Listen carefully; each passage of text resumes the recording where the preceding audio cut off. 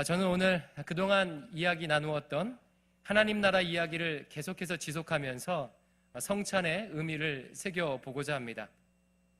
오늘이 네 번째 하나님 나라 복음에 대해서 말씀드리고 있는데, 이 하나님 나라에 대한 복음을 설교를 준비하면서 제 안에는 세 가지 소망함이 있습니다. 이 설교를 듣고 있는 우리 청년들과 성도님들이 이렇게 되면 좋겠다라는 마음을 가지고 기도하며 설교를 해나가고 있습니다.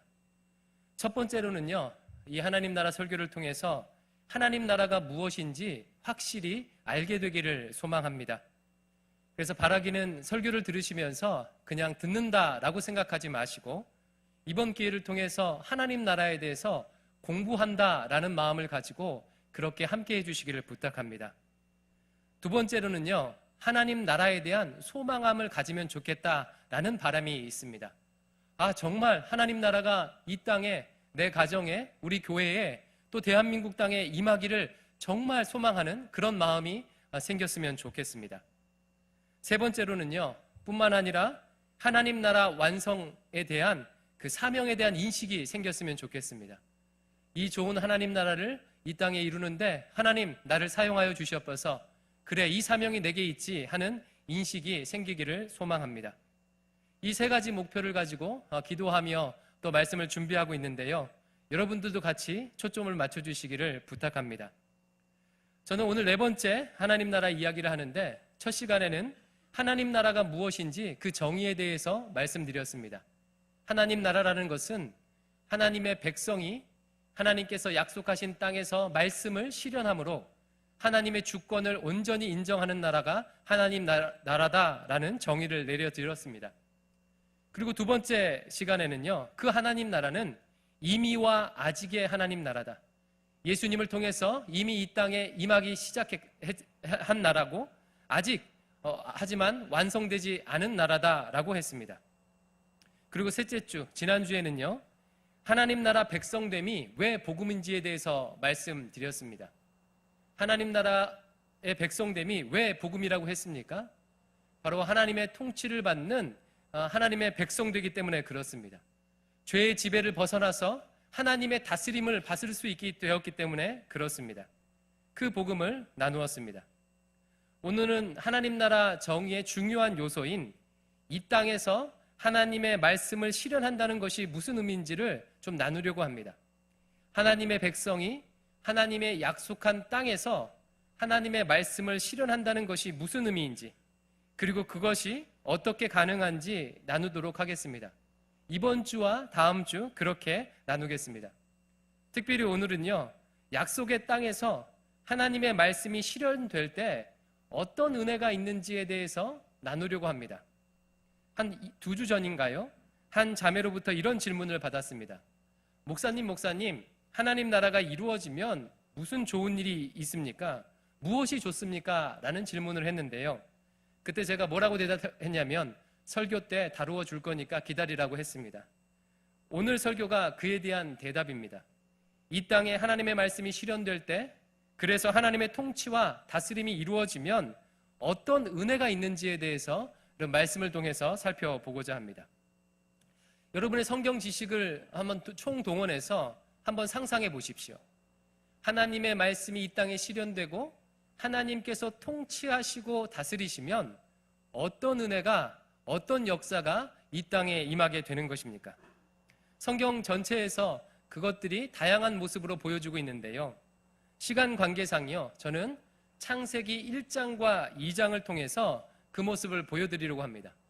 창세기 1장과 2장은요, 하나님의 말씀이 실현될 때, 즉 하나님의 주권이 온전히 인정될 때 어떤 은혜가 있는지를 가장 요약적으로 잘 보여주는 본문이기 때문에 그렇습니다. 창세기 1장과 2장은 타락하기 이전의 모습이죠. 뿐만 아니라 하나님께서 말씀하시는 것이 남김없이 온전히 실현될 때의 모습을 그리고 있습니다. 빛이 있으라 말씀하심으로 빛이 있었고, 또 땅과 물이 나누어져라 할 때 그렇게 되었습니다. 그리고 하나님께서 그것을 보시고 보시기에 심히 좋았더라, 선하더라 라고 하나님 자신도 그렇게 평가한 그런 내용이 창세기 1장과 2장에 담겨 있습니다.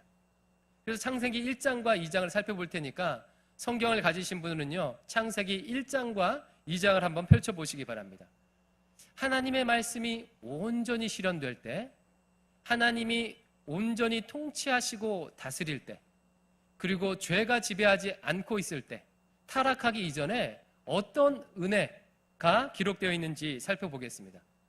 그런데 한정된 시간 안에서, 그리고 또 쉽게 이해할 수 있도록 저는 이것을요, 인간을 중심으로 한 관계를 통해서 살펴보고자 합니다.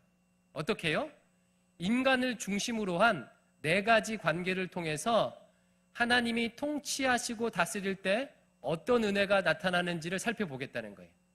인간을 중심으로 한, 즉 인간과 하나님의 관계 안에서, 또 인간과 자기 자신의 관계 안에서, 또 자신과 이웃과의 관계, 그리고 자신과 피조물, 자연 만물 안의 관계 가운데 하나님이 통치와 다스림이 나타날 때 어떤 은혜가 있는지를 이런 식으로 보겠다는 거예요. 왜 하필 관계로 이것을 살펴봅니까? 그것은 성경이 말하는 샬롬이, 하나님이 통치가 온전히 이루어질 때 나타나는 샬롬이 관계적 개념이기 때문에 그렇습니다. 뿐만 아니라 신약 성경에서 말하는 우리에게 구원을 가져다 주는 의의가 관계적 개념이기 때문에 그렇습니다. 즉 다시 말하면요, 하나님의 통치와 다스리심이 온전히 임하게 될 때 이 관계가 온전하다는 거예요. 이 4가지 관계에 샬롬이 임한다는 거예요. 그래서 이 4관계를 중심으로 하나님의 통치가 임할 때 어떤 은혜가 있는지를 살펴보겠습니다. 먼저는요, 인간과 피조물과의 관계입니다. 하나님의 말씀이 실현되고 하나님께서 온전히 다스리는 그때에 인간과 자연 만물은 어떤 관계를 맺고 있다고 성경은 기록하고 있습니까? 창세기 1장 26, 27, 28절을 보면 지난주에도 읽었기 때문에 읽지는 않겠습니다. 하나님께서 남자와 여자를 하나님의 형상대로 창조하셨어요. 그리고 특별한 권한을 부여하셨는데 온 천지 만물을 다스릴 수 있는 권한을 부여하셨습니다. 하나님께서 하늘의 새들과 또 땅의 육식 동물들과 그리고 바다에 있는 물고기들을 정복하고 다스리라 라는 대리 통치자로서의 그 임무를 부여하시고 그렇게 세워주시는 장면이 등장합니다. 이것이 바로 피조물과 인간 사이의 관계를 보여주는 내용이죠. 그런데 여러분 주목할 것은요, 하나님께서 인간이 피조물과 어떤 관계를 맺도록 하셨냐면 그 땅을 정복하고 다스리도록 그렇게 관계를 맺게 하셨대요. 그러면 정복하고 다스리다는 것이 그 단어가 무슨 의미인지를 살펴봐야 하겠죠.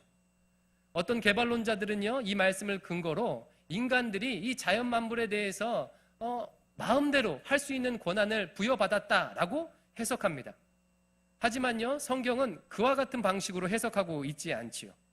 굳이 표현하자면요, 정복하고 다스리라는 그 표현은 무엇이냐면 온 천지 만물을 경작해라 라는 그런 의미입니다.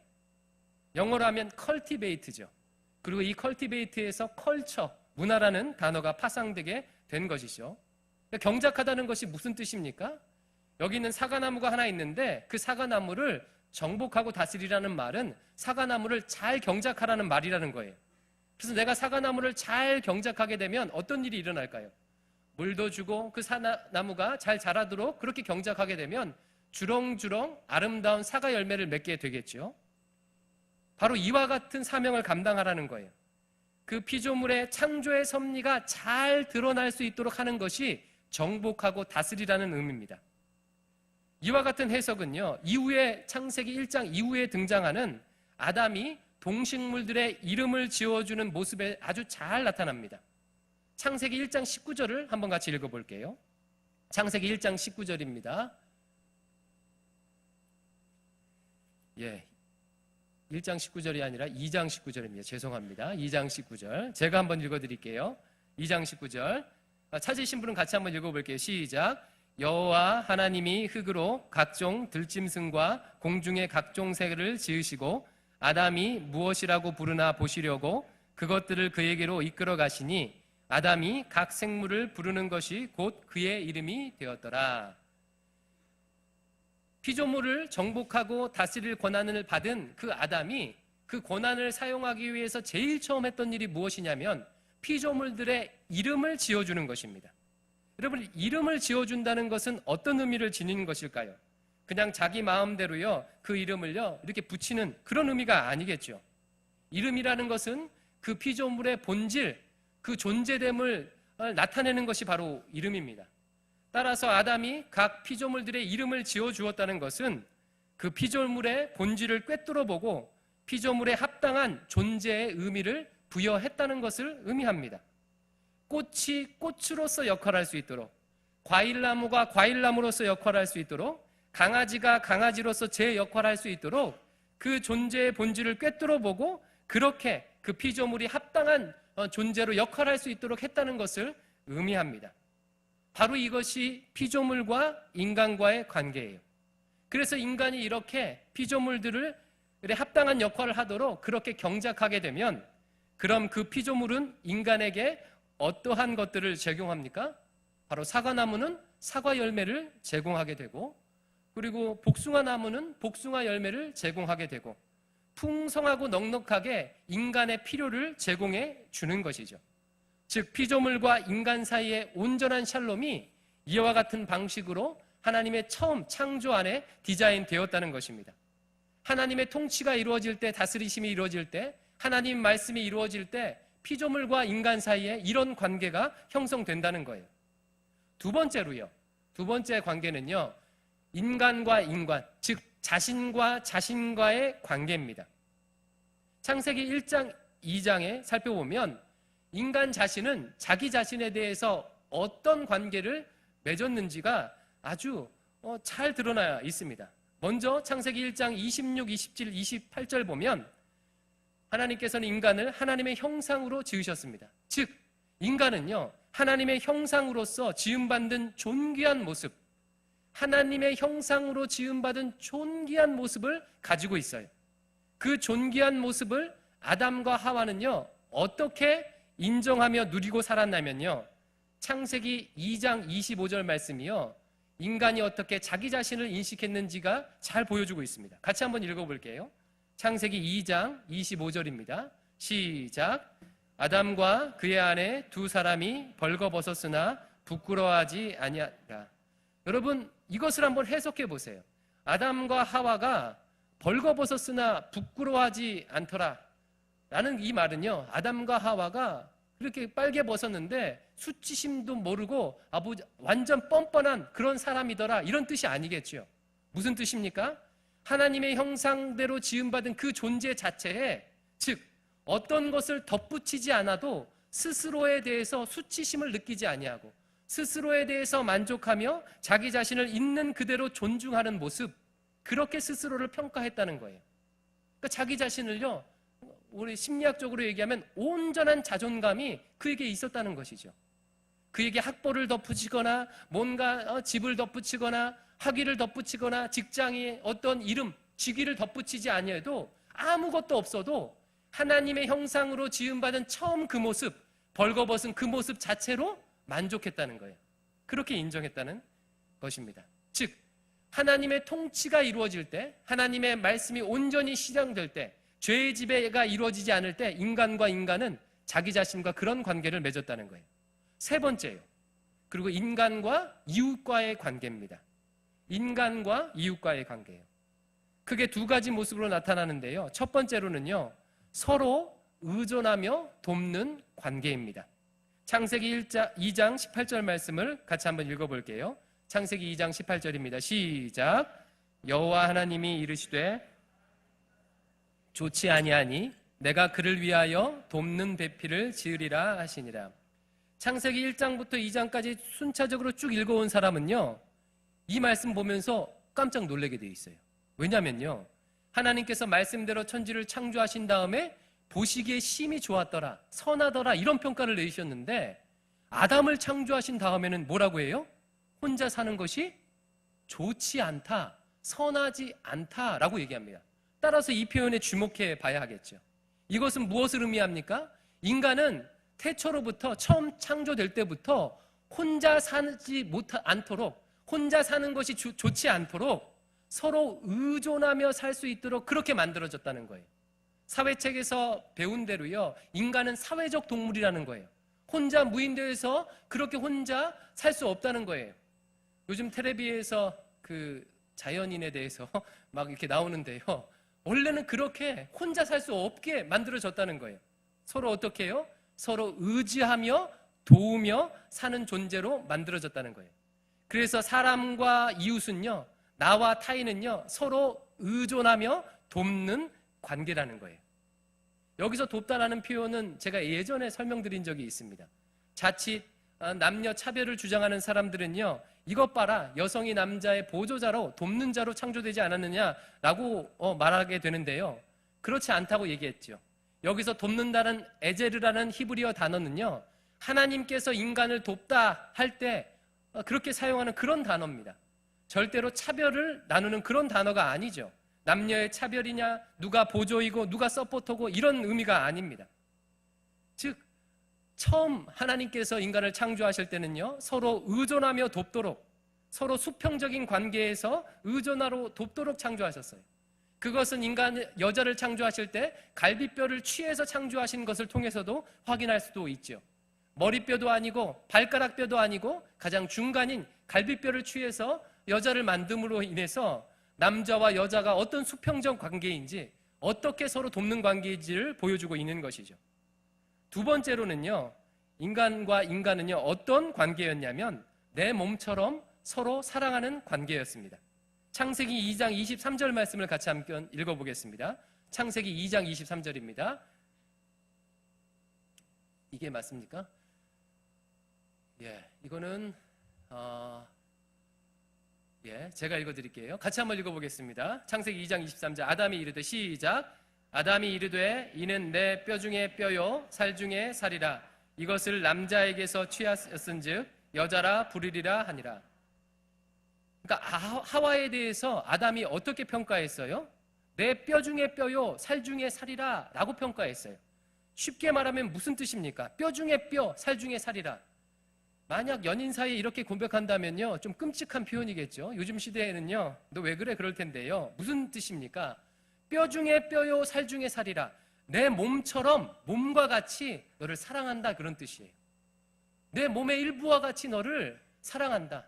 내 몸에 뗄래야 뗄 수 없이 그렇게 사랑한다 라는 그런 표현입니다. 즉 하나님이 다스릴 때, 그리고 피조물이 하나님이 다스릴 때, 그리고 타락이 일어나지 않을 그때에, 하나님 나라가 온전히 임했을 그때에, 타락하기 이전에요, 사람과 사람은, 인간과 이웃은 어떤 관계였어요? 서로 내 몸처럼 사랑하는 관계였다는 거예요. 그리고 네 번째로요, 마지막으로 인간과 하나님 사이는 어떤 관계입니까? 먼저는요, 창세기 1장과 2장을 읽어보면요, 인간과 하나님 사이의 관계는 하나님과 다른 피조물과는 다르게 좀 특별한 관계라는 것을 알 수 있습니다. 먼저 말씀 보니까 하나님께서요, 인간은 특별히 하나님의 형상으로 지으셨대요. 그러니까 다른 피조물과는 다른, 하나님과 인간은 특별한 관계래요. 하나님의 형상으로 지었대요. 뿐만 아니라 하나님께서는요, 인간에게 다스릴 수 있는, 피조물을 다스릴 수 있는 권한을 주신 거예요. 그러니까 특별한 관계죠. 두 번째로는요, 어떤 것이 특징적이냐면요, 하나님과 얼굴을 대면하면서 온전한 교제를 누릴 수 있는 그런 관계였다는 거예요. 하나님께서 인간을 지으신 다음에 사랑의 첫 키스를 하시죠. 어떻게 하셨습니까? 그 코에 무엇을 넣어주셨죠? 생기를 넣어주셨어요. 영을 넣어주셨다는, 하나님의 영을 넣어주셨다는 뜻입니다. 이것이 어떤 의미가 있겠습니까? 여러 가지 의미가 있겠지만요, 하나님은 영이셔요. 눈에 볼 수 없습니다. 영이신 하나님은요, 눈에 보이지 않는 분이셔요. 그런데 인간에게 하나님의 영을 부어주셨다는 것은 그 영이신 하나님과 뭐 할 수 있도록? 교제할 수 있도록 그렇게 만들으셨다는 것을 의미해요. 그래서 태초의 인간은요, 하나님과 온전한 교제, 코이노니아를 이룰 수 있는 관계였습니다. 그리고 세 번째로는 무슨 관계였냐면요, 그럼에도 불구하고 하나님과 인간은 창조주와 피조물과의 관계였습니다. 이것이 성경이 또 다르게 특징적으로 강조하는 것이죠. 비록 하나님의 형상으로 지음받았고 영으로 창조되어서 하나님과 소통할 수 있지만 여전히 그의 존재됨은 무엇이에요? 피조물이라는 거예요. 그것을 강조하고 있습니다. 어떤 식으로 강조하고 있죠? 하나님께서 인간에게 말씀을 주심으로 그 말씀을 지켜 순종해야 하는 그런 상황이 바로 인간의 위치라는 거예요. 하나님의 말씀을 지켜야 하는 존재, 피조물의 존재, 하나님과 같을 수 없는 존재. 뿐만 아니라 하나님께서는 동산 중앙에 선악과를 노심으로 말미암아 인간이 끊임없이 하나님과 자신과의 관계에서 이것을 확인하도록 하셨습니다. 여러분, 왜 하나님께서 에덴 동산 중앙에 선악과를 만드셨습니까? 모든 나무의 실과는 다 먹되 동산 중앙에 하나만 먹지 말도록 하셨습니다. 제일 가운데요. 그것을 보면서 인간은요, 자신이 어떤 존재인지를 확인하는 거죠. 그렇지. 나는 하나님의 형상으로 지음받았고 하나님과 교제하지만 나는 하나님의 자녀이지, 피조물이지, 하나님의 백성이지, 그 피조물됨을 확인하도록 하셨다는 거예요. 이것이 태초에 하나님과 인간 사이에 어떤 관계인지를 보여주는 내용입니다. 하나님의 통치, 다스림이 온전히 나타날 때 어떤 모습인지 말씀드렸어요. 그게 4가지 관계를 통해서 얘기했는데, 나와 피조물은 어떤 관계였습니까? 여러분 벌써 조심하면 안 돼요. 정신 차리세요. 나와 피조물은요, 인간이 자연 만물의 본질을 온전히 드러내도록 하는 일을 합니다. 그리고 자연 만물은 인간의 필요를 채워주는 일을 했어요. 나와 나는 어떤 관계였습니까? 하나님의 형상으로서 존재 자체로 내 자신을 만족하는 그런 관계였어요. 그런 상태였어요.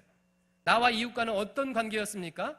차별 없이 수평적으로 서로 의존하며 돕고 내 몸처럼 서로 사랑하는 그런 관계였어요. 나와 하나님과는 어떤 관계였죠?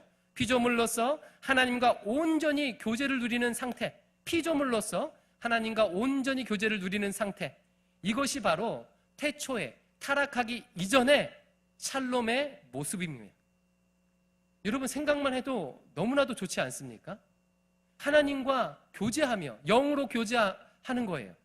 뿐만 아니라 피조물들을 내가 아름답게 경작하고 이 피조물들이요, 때를 따라서 철을 따라서 열매를 공급하고 봄이 되면 아름다운 꽃으로 우리에게 기쁨을 주며 피조물도 탄식하고 신음하지 아니하고 우리의 돌봄으로 건강하게 유지되는 거죠.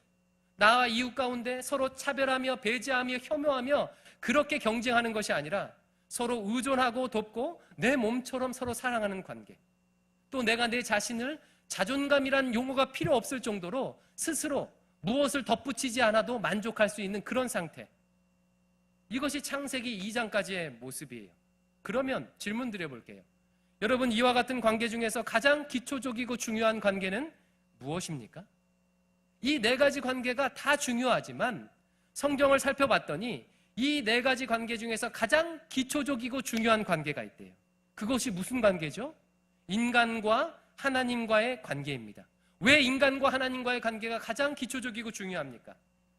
나의 나됨, 즉 나와의 관계를요, 나의 나됨, 하나님의 형상됨을 누가 부여하셨죠? 하나님께서 부여하셨기 때문에 그래요. 또 내가 피조물을 경작할 수 있는 권한을 누가 부여하셨죠? 하나님께서 부여하셨기 때문에 그렇습니다. 또 내가 이웃을 사랑하고 돕고 의지함도 하나님의 도우심으로, 에제르, 하나님의 도우심으로 말미암기 때문에 그것이 가능한 거예요. 따라서 이 4가지 관계 중에서 가장 중요한 관계가 누구와의 관계예요? 나와 하나님과의 관계입니다. 쉽게 말하면 이런 거예요. 내가 회사를 다니는데 여러 가지 관계가 있잖아요. 나와 일과의 관계, 나와 부장님과의 관계, 나와 거래처의 관계, 여러 가지 관계가 있습니다. 하지만 가장 중요한 관계는 뭘까요?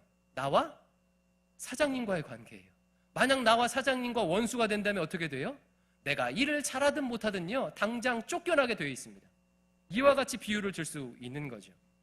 그런데 안타깝게도 창세기 3장을 보면요, 이 하나님과의 관계가 깨어지는 사건이 발생합니다. 그것이 무엇입니까? 우리가 잘 아는 선악과 사건입니다. 인간이 하나님과의 관계에서 배신을 때리게 되는 거죠. 반역을 하게 되는 것입니다. 스스로 하나님과 같이 되겠다고 하면서 선언하면서 피조물의 자리에서 자기 자신을 주인의 자리로 올려놓습니다. 그렇게 선언한 거예요. 하나님을 거부하고 일방적으로 하나님과의 관계를 깨어버리게 되는 것입니다. 그리고 성경은요, 이와 같이 자신을 왕으로 선언하고 하나님을 배신한 행위를 죄라고 그렇게 말합니다. 그래서 죄가 이 세상에 들어오고 이제 하나님의 지배가 아닌, 하나님의 다스림이 아닌 죄의 지배를 받게 되는 악화가 바로 선악과 사건으로 말미암아 임하게 됐다고 얘기합니다. 따라서 이 네 가지 관계가 어떻게 깨어졌어요?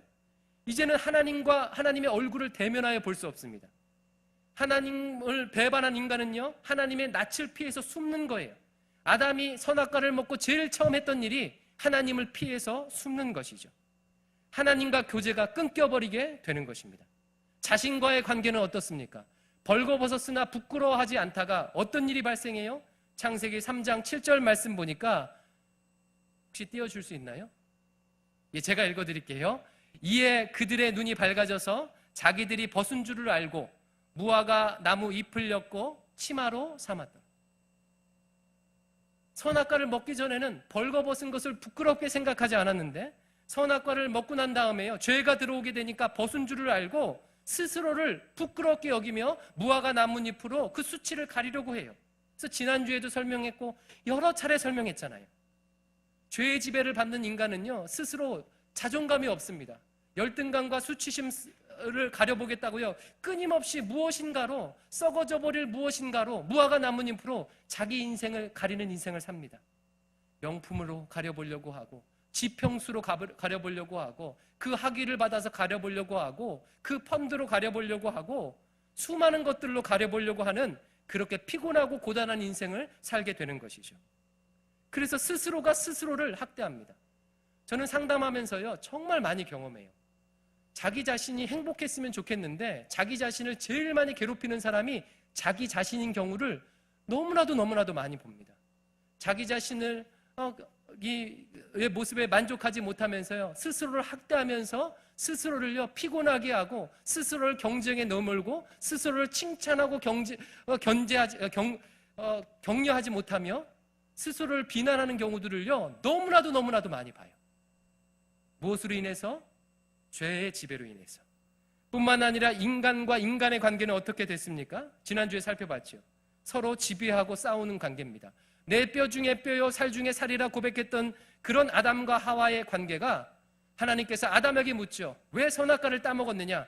하나님이 주신 저 여자 때문에 그랬습니다 라고 핑계대는 관계가 됐습니다. 너 때문에 내 인생이 불행해. 남편 때문에, 아내 때문에, 자식 때문에, 내 부모 때문에, 이 사회 때문에 내 인생이 이 모양 이 꼴로 고통하며 살아 라면서 그렇게 핑계대는 인생을 살게 되는 거죠. 서로 남 탓합니다. 뿐만 아니라 서로 지배하고 지배하는 관계가 됩니다. 하와가 어떤 저주를 받았습니까? 임신하는 고통, 해산하는 고통을 받고 또 뭐라고 해요? 남편은 너를 다스릴 것이다. 너는 남편을 복종하고 남편은 너를 다스릴 것이다 라고 표현했는데, 히브리의 평양벽에 따르면요 단어가 빠져 있어요. 원래 의미는 이런 의미입니다. 남편은 너를 다스리길 원하고 너는 남편을 다스리길 원할 것이다.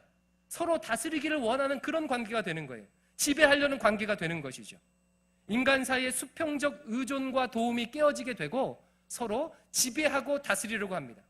그리고 그래서 지금도요 좀 더 높은 곳에 올라가서 사람을 부리려고 하는 우리의 수고와 노력을 아끼지 않고 있는 것이죠. 그것을 잘 보여주는 대표적인 사건이요 가인과 아벨 사건입니다. 가인과 아벨은 형제예요. 가족입니다. 따라서 서로 가장 돕고 의존하며 살아야 하는 관계인데, 가인이요 분노를 내고 경쟁심을 느껴서요 아벨을 돌로 쳐 죽이게 되는 것이죠. 이것이 죄의 지배가 임할 때 인간 사이에서 벌어지는 일입니다. 그리고 이것이 문화적으로, 사회 구조적으로 아예 고척화해서 나타나고 표현된 대표적인 예가 지난주에 설명드렸던 제국의 역사인 것이죠. 그러면 인간과 피조물과의 관계는 어떻습니까? 창세기 3장 17절, 18절 말씀 한번 읽어보겠습니다. 창세기 3장 17절과 18절입니다. 창세기 3장 17절, 18절. 아담에게 이르시되, 제가 읽어보겠습니다. 아담에게 이르시되 내가 내 아내의 말을 듣고 내가 내게 먹지 말라 한 나무의 열매를 먹었은즉 땅은 너로 말미암아 저주를 받고 너는 평생에 수고하여야 그 소산을 먹으리라. 땅이 내게 가시덤불과 엉겅퀴를 낼 것이라. 아담과 하와의 타락으로 말미암아 땅이 어떻게 됐대요? 저주를 받았대요. 저주를 받았다는 것이 무슨 뜻입니까? 자연 만물이 고통하게 되었다는 것이에요. 하나님께서 자연 만물을 경작하도록 하였는데, 즉 자연의 본질을 드러내는 사역을 하도록 하였는데, 인간 스스로 왕 행세를 하고 자연을 지배하려고 하니까 자연이 저주를 받아 고통한대요. 그러니까 자연이 어떻습니까? 아름다운 열매와 실과를 인간에게 제공해야 되는데 가시덤불과 엉겅퀴를 냅니다. 인간에게 축복이 임하는 것이 아니라 자연 만물이 어려움을 가져다 주는 것이죠. 여러분, 지금 자연과 인간의 관계를 보면 이것이 여실히 드러나지 않습니까? 자연 만물이 신음하고 있습니다. 인간 스스로 왕되고 자신의 탐욕을 채우려는 욕망, 즉 죄가 만연하자 그래서 자연을 함부로 대하잖아요. 플라스틱 쓰레기가 바다를 둥둥 떠다니고 있습니다. 화석 연료를 무분별하게 그렇게 태우게 되고요. 그렇게 무분별하게 개발하는 일들이 일어나게 됩니다. 그러자 자연 만물은요, 인간에게 엉겅퀴와 가시덤불을 내죠.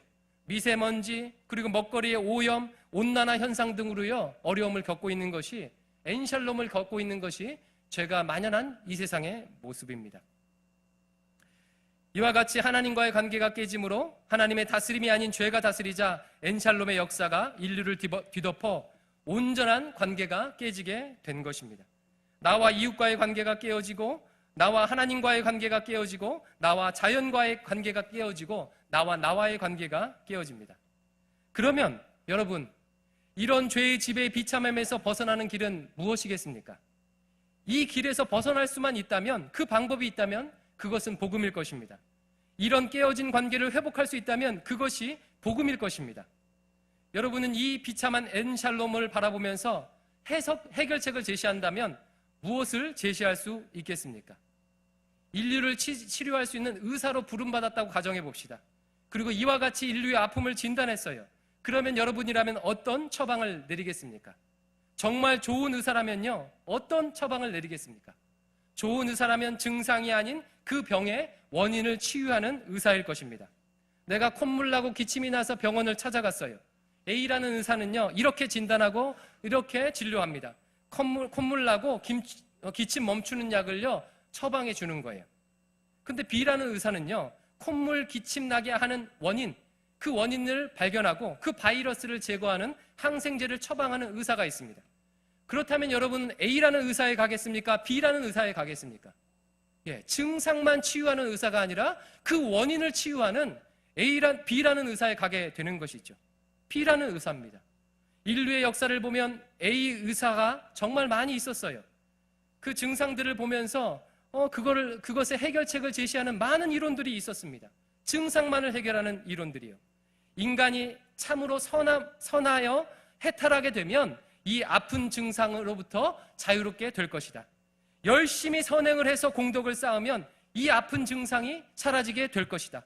아니야, 이 모든 일은 경제적 차별 때문이야. 자본과 노동자의 차별을 없애고 플로레타리아 혁명을 이루어 공동생산, 공동분배하면 이 아픔을 극복하게 될 것이야. 아니야, 인간의 역사는 적자 생존의 역사야. 역사가 진보하면 열등한 것들은 사라지고 우열한 것들이 남는 방식으로 문제가 해결될 것이야. 아니야, 인간에게 무한한 자유를 부여하게 되면 보이지 않는 손에 의해서 자연스럽게 균형을 맞추게 될 것이야. 그 증상을 처방하는 수많은 의사들이 존재했어요. 이런 증상만 없애려는 A 형태의 의사들이 역사 속에 유행처럼 일어났다가 사라졌습니다. 이 인류 역사의 수많은 유행하는 철학과 주당들 속에서 그러면 우리는 왜 성경을 붙들게 되는 것입니까? 그것은 성경이 증상만을 다루지 않고 그 병리의 원인을 정확히 진단하며 그 해결책을 말하고 있기 때문에 그렇습니다. 앞에서 살펴보았듯이 이 모든 엔샬롬의 원인은 하나님과의 관계가 깨어짐 때문입니다. 존재물이 존재로부터 등을 돌렸기 때문에 그렇습니다. 하나님을 거부했기 때문에 그렇습니다. 죄를 지었기 때문에 그렇습니다. 다른 말로 하면 하나님과 원수되었기 때문에 그렇습니다. 따라서 하나님과의 관계가 회복되지 않고서는 궁극적 해결책이 있을 수 없습니다. 죄라는 바이러스를 제거하지 않고 죄의 증상만을 다루어서는 계속해서 고통하게 되는 것입니다. 바로 이 지점에서 예수님의 십자가의 죽으심이 우리에게 복음이 되는 것입니다. 죄 없으신 하나님께서 하나님을 반역한 우리의 죄값을 대신 치르기 위해 십자가를 지셨습니다. 온 세상의 주관 되신 하나님의 공의의 심판을 대신 받으신 것입니다. 반역의 죄값을 친히 담당하심으로 모든 불의에서 우리를 회복하게 하시고 하나님의 진노에서 우리를 해방하셨습니다. 그 화목하게 하는 십자가의 사역, 그것이 바로 오늘 우리의 본문 에베소서 2장 16절입니다. 같이 한번 읽어볼까요? 에베소서 2장 16절. 또 읽겠습니다. 시작. 또 십자가로 이 둘을 한 몸으로 하나님과 화목하게 하려 하심이라. 원수된 것을 십자가로 소멸하시고 십자가에 달려 죽으심으로 하나님과 우리 사이에 원수된 것을 화목하게 하신 것입니다. 예수님의 십자가로 하나님과 원수되었던 우리가 화평을 입게 되었다는 것입니다. 하나님과의 관계를 깨어지게 하는 그 죄의 문제를 해결해 주심으로 하나님과 화평을 이루게 되었다는 것입니다. 따라서 이제 그리스도와 연합한 자는 하나님과 온전한 화평을 이루어 하나님의 백성으로서 그 샬롬을 회복할 수 있게 되는 것입니다. 오늘 우리가 지금 거행하는 성찬의 의미와 핵심은 바로 이것입니다. 예수님의 살과 피를 먹고 마심으로 그리스도와 연합한 것을 기념합니다. 그리스도와의 연합으로 더 이상 죄의 종로를 타지 아니하고 하나님과의 깨어진 관계가 회복된 은혜를 다시금 확인하는 것이 바로 성찬의 은혜인 것입니다. 그러므로 이제 나머지 모든 관계들, 나와의 관계, 나와 이웃과의 관계, 나와 피조물, 자연 만물과의 관계도 회복될 수 있음을 이 성찬을 통해서 선언하고 확인하는 것입니다. 따라서 성찬을 참여하며 하나님과의 관계를 회복시켜 주신 은혜에 감사하시기 바랍니다. 뿐만 아니라 나머지 모든 관계도 회복하여 모든 병리와 죄의 증상을 치유할 수 있는 그런 소망을 주심에 감사하시기 바랍니다. 이와 같은 은혜가 성찬 가운데 임하기를 주의 이름으로 축원합니다.